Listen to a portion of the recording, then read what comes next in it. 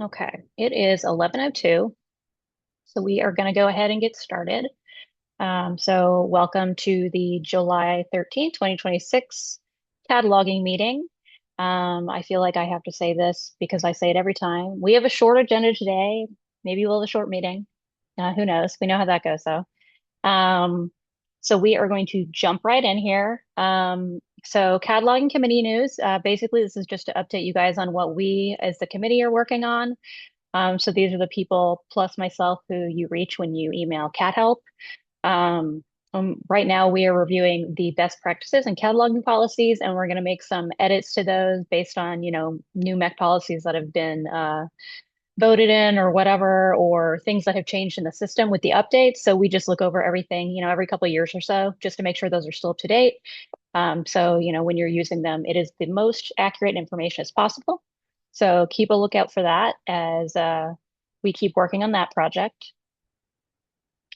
Let's see, consortium cataloger news. That's me. So I am currently updating all of the documents and videos on Odoo. That is where you guys do your certification and recertification. I'm currently planning to release all the video updates at once. So you may see the documents start to update, but when I finish all the videos, that's when all the videos will be uploaded. So it's just updating it based on the updates that the software's had. So if the screens look different, I want to make sure all the screenshots are accurate for you.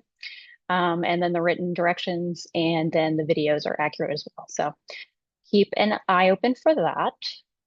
Um, oh, I wanted to let you guys know and remind you that regional circulation training is coming up. Rhonda and the committee are doing that starting in September, I believe.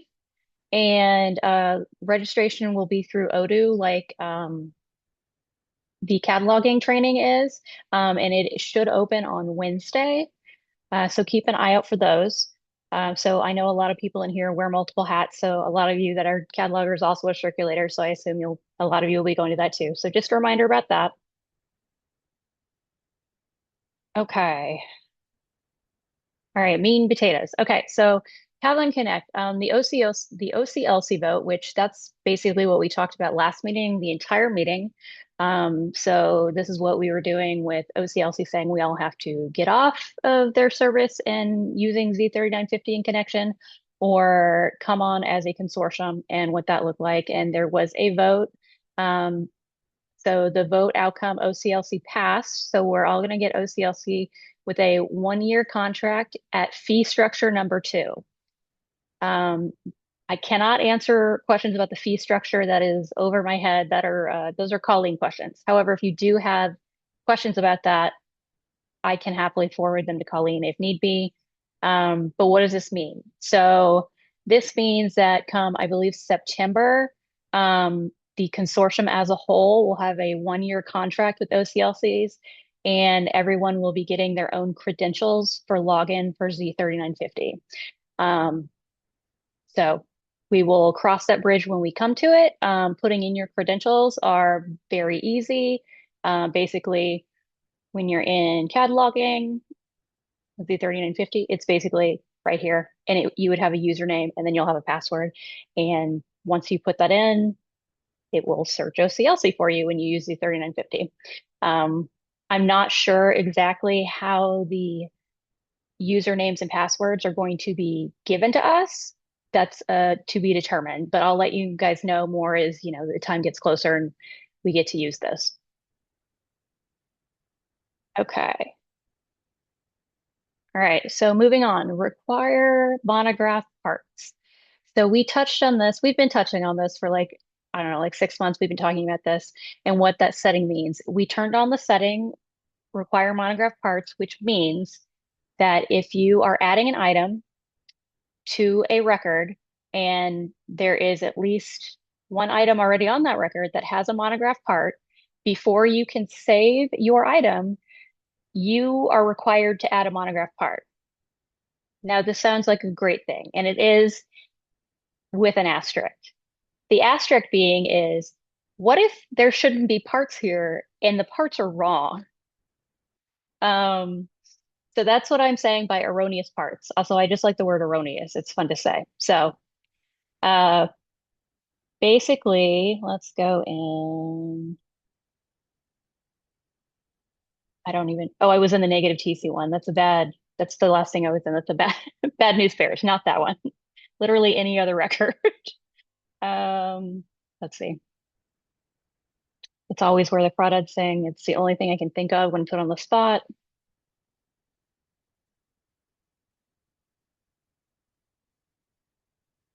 Okay. So let's say we want to add an item to this book record. Now, should books have monograph parts? No, books do not require monograph parts. Um, so if I was going to add an item here and something on here had a monograph part, it would not let me save my item until I checked that. Now, the rule in MEC is that you can't touch other people's items, meaning, if you're not MLC Brentwood, you couldn't come in here and edit their item and delete the monograph part off their item that way. However, if there is an erroneous monograph part, you can go in the monograph parts tab, and there are none listed here because this one's actually correct. But you would click on whatever monograph part is there that's incorrect, and under the actions menu, you could delete it there. So anyone with the basic cataloging credentials that can work with monograph parts can do that. So if they're adding items and you see a wrong monograph part, when you go in and delete it from the monograph part screen, it deletes it off all of the ones that are incorrect. Okay. So the asterisk of you are technically touching somebody else's item, but you're just removing the wrong monograph part. You can't apply a monograph part to somebody else, but you can take it off if it's wrong. And you would have to do that before you added your item and continued on with your work. Does that make sense? I know people were coming across that and it was creating a problem.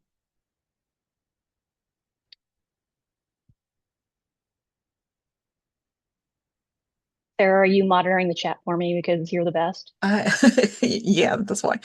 No, there's no questions so far. Okay, thank you. I can't monitor this chat and talk, guys. Honestly, It's it's real Monday. it's really hard to see it when you have the other screens up. Yeah, Zoom makes it the little weird thing on the side. Yeah. Okay. All right. So if you guys have any questions about that, feel free, jump in, whatever. Um, and just a reminder that require monograph parts, the setting does not mean you have to add a monograph part to everything you're adding. That's not what it means. So if you have books and somebody had sent me a example of somebody had added the series as the monograph part, that's incorrect. We do not do that. Do not add the series as a monograph part for books. This is just for things that by our rules already require monograph parts. Okay. So like DVDs, et cetera, et cetera. Okay. So, all right. Moving right along, we're still going to talk about parts, but we're going to talk about magazine parts. I wanted to make sure that everyone knew the common language for parts is available. Actually, I'll show you. If you're on the MEC website, member resources, cataloging resources, common language for parts, magazines, DVDs, and books. That's what I had linked out in the agenda. Um, I don't remember who sent this to me, but Darcy, did you send this to me? Is that right? Anyway, the monograph parts are sometimes a wild, wild west when people are going in to add their items to these serial records. And I just want to remind everyone that there is a naming convention for magazine parts, just like there is a naming convention for DVD parts. I know we talk about DVD parts the most, where we talk about complete set, disc one, blah, blah, blah, blah.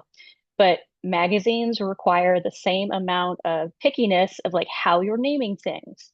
So make sure you are using this document and going in, and it's very literal. So like even having the zero in front of the month has to be there. Those have to be there to match. Otherwise, the monograph parts in the serials records get completely out of control. And then there has to be a lot of naming and remerging and just chaos.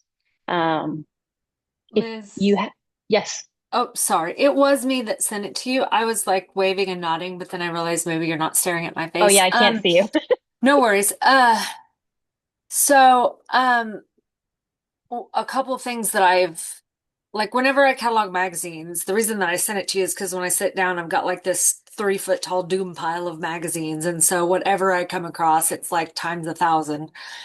And I was coming across uh parts for magazines that didn't even exist, where like let's say Cell Phones Weekly. I couldn't think of a name of an actual magazine to save my life right now. Has a like a March April issue and a May June issue. I would find a part in there for an April May issue. Um, or I also sometimes will find the exact same part with a space.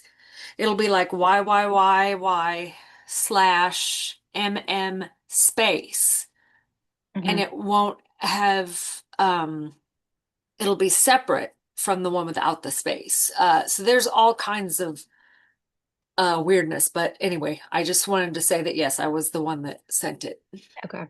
Yes, the I just remember the example that was sent to me was horrific. It was so bad. It like nightmare fuel for catalogers who have to add magazines. So again, like we talked about with where the crawdad sings, which let me pull that up again. I should have just left that up.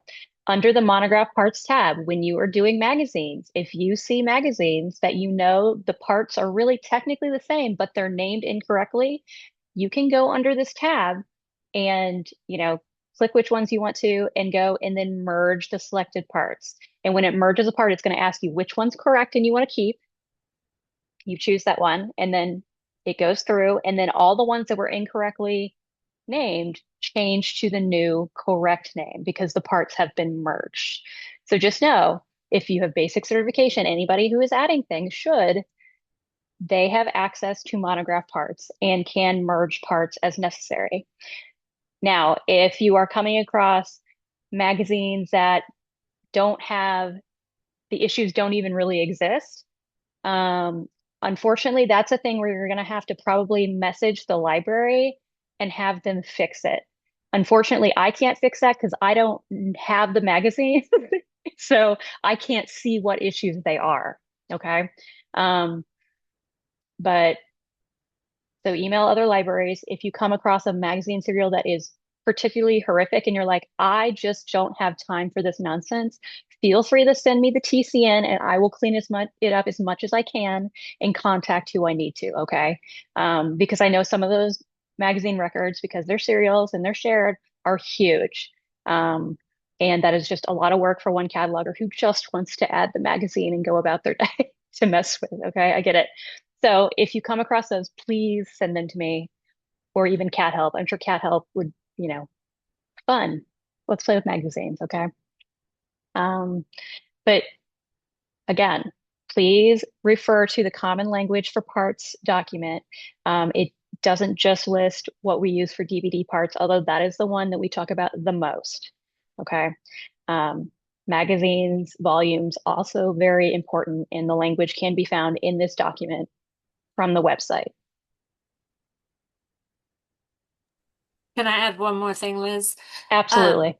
I just wanted to say, whenever I sent her that example, like I know that there are always libraries being added or older stuff. Like, oh, our stuff was added before we had this parks convention or naming convention. That's whatever. But the ones that I sent were like, these are brand new. These are currently being added to the system. Yeah.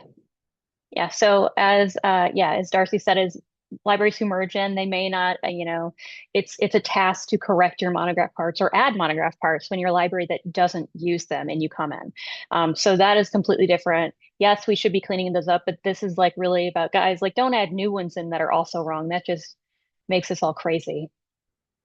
And we don't need Darcy hitting her head on her desk and me hitting my head on my desk at my house. So, okay. Any questions about magazine parts?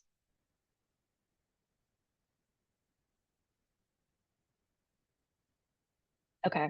I feel like today's meeting is talking about Uh, just disgusting things. Hang on, one came in just as you were Yeah. about to move on. Cindy asks, I presume that if a particular library continually creates incorrect parts, that you will contact them. Yes. We have a new person creating these and are trying to keep up with it. Yes. Yes. If you let me know and you're like, hey, I just keep seeing this somebody from this library yes, let me know and I will contact them and give the gentle nudge of, hey, y'all, that's not how parts are done and, give them the language, et cetera, et cetera.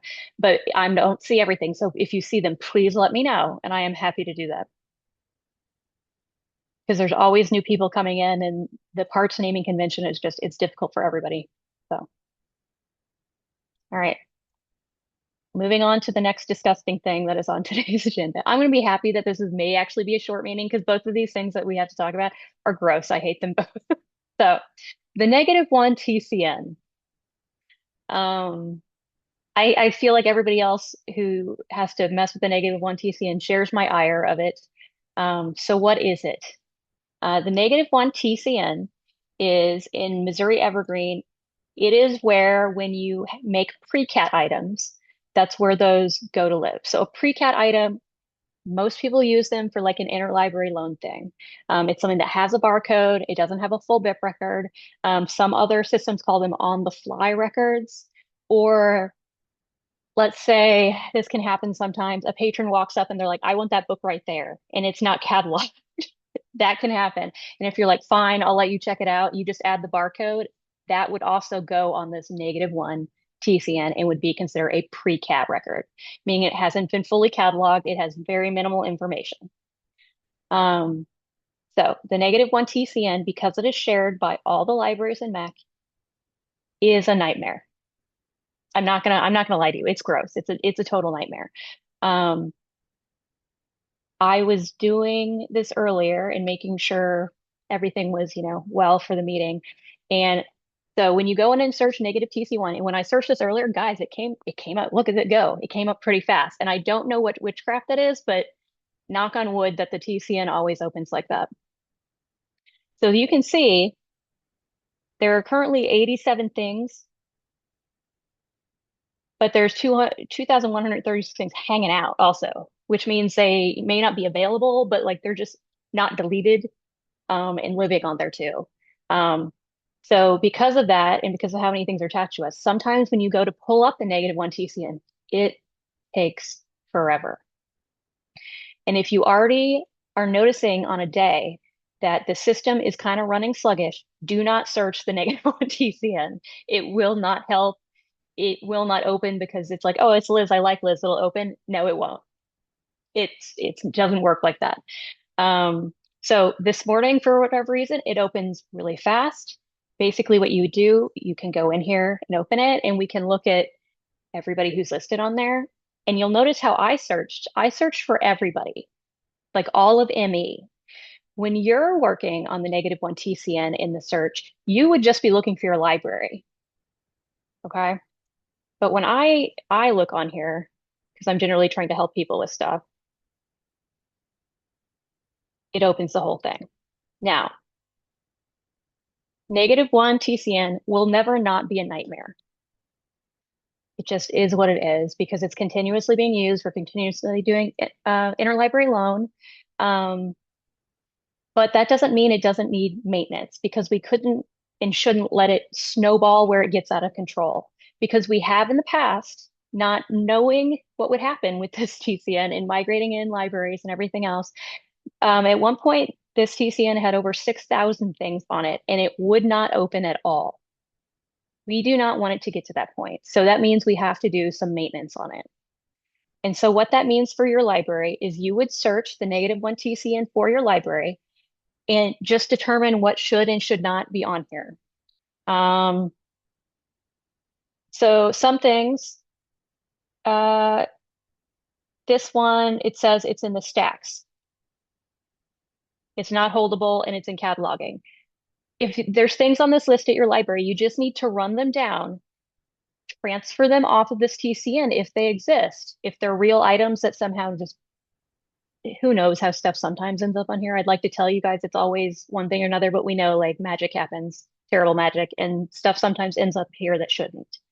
So you can transfer it off or delete it, because the less things on this record, the better. I know some libraries are very good about maintenance on this. I know Jefferson County specifically. Kate has probably beaten it into you guys because I looked up Jefferson County and I think you had two things on there, and I was just clutched my pearls button like in a good way. I was like, oh my, look, they only have two things. Um, but we all need to do better about the maintenance of this TCN. Now, Liz, there's a question. Is mhm, there an automatic process that would move a library's item to -1? We occasionally have items that are arbitrarily moved there that have not been initiated by me.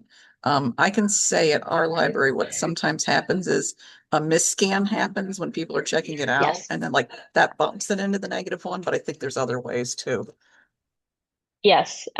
Miscans will do it. I'm sure there are other ways that just I want there to not be like ghosts in the machine, but I cannot tell you all the ways that things can go wrong. But things go wrong and they end up on the -1 TCN, which is better than it being lost completely. But it's just then our items are stuck in purgatory, basically. But miscans happen. It's nothing you can control. Um,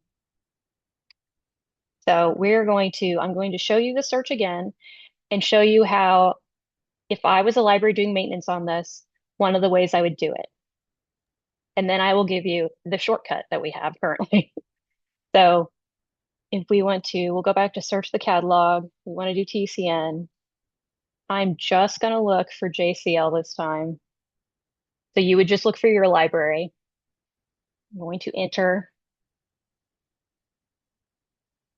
It comes up so fast today. I'm shocked. I figured this would be half the meeting waiting for -1 TCN to load, honestly. Okay. So we go in and JCL, look at you. I love you. You only have two things on here. Um, But whether you have two things, which are easy to just write down the item numbers, if you have a ton of things, uh, what you can do is go into this gear thing right here. Um, Show grid options, I guess, is what it's calling itself. And you can download the full CVS, and that is downloading the information about your items. So if you have two, doesn't matter. If you have like 20, no, I would do it this way. Nope. I know. I know. Microsoft, man. And here it is. It's showing you all the stuff like uncatalogued, it's giving you the barcode, yada, yada, yada. Now, then you could just go off this sheet and go down, determine which ones because a lot of the time with this TCM, because it's interlibrary loan, they're just items you'll need to delete unless it's a misscan or some other random way stuff gets on there and you'd have to transfer it. Generally, though, it's deleting. And you could just determine from your list then which barcodes you wanted to delete. You could copy them and then you would put them in item status and delete them from there. Oop, does that make sense? Yeah, you go here. Now, if you have a bunch of barcode numbers in there, you remember that you do have to, if you're going to copy and paste them, you do have to put commas between them. So just keep that in mind. You can also do the choose file thing and choose the column. That's dealer's choice how you want to do it. But if I had more than a handful of things on the -1 TCN, and not just right now, but in the future, remember this is how you would go in and delete them. I am going to make directions for this and have Ron, who is amazing and always puts stuff on the website for me, put it on the website. So I'm just telling you this just to know, but there will be directions for this. I'll hopefully get them done this week. Now, that's the long way to do maintenance in the future. Um, Karen, who I'm sure she's on the call because she's Karen and she's great, sent me a list this morning, which I didn't even think about this. Why not just run a list for the whole consortium and have the whole consortium have a list to go off of? And so Karen did this because she thinks of everything. And this is a list of everything separated by library from this morning. Okay. So thank you, Karen, for thinking ahead.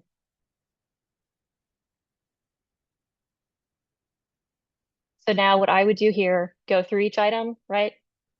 Confirm, deny where they are, get a list of, ones I want to delete. And then again, you would put them into the item status and use actions to delete the items and barcodes, yada, yada, yada. Does that make sense?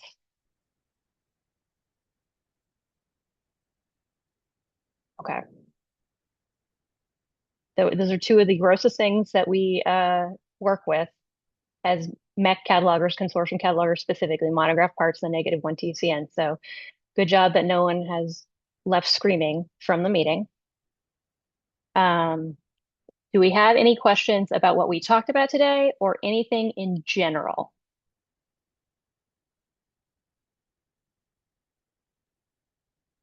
I'm not saying anything in the chat so far.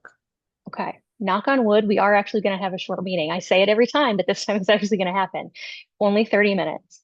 As always, guys, you know where to find me. That sounds like a threat. I don't mean it to be, but you all have my cell phone number and you know where to reach me via email. So if you think of questions that you forgot to ask, please message me. I'm happy to answer them. I will keep you updated as I hear more things about what's going to be happening with OCLC as we get closer to September. But if that's it, thank you guys for coming to the meeting, and we will meet again August 10th. So in a month, guys. So thank you for all coming, and I will see you next time.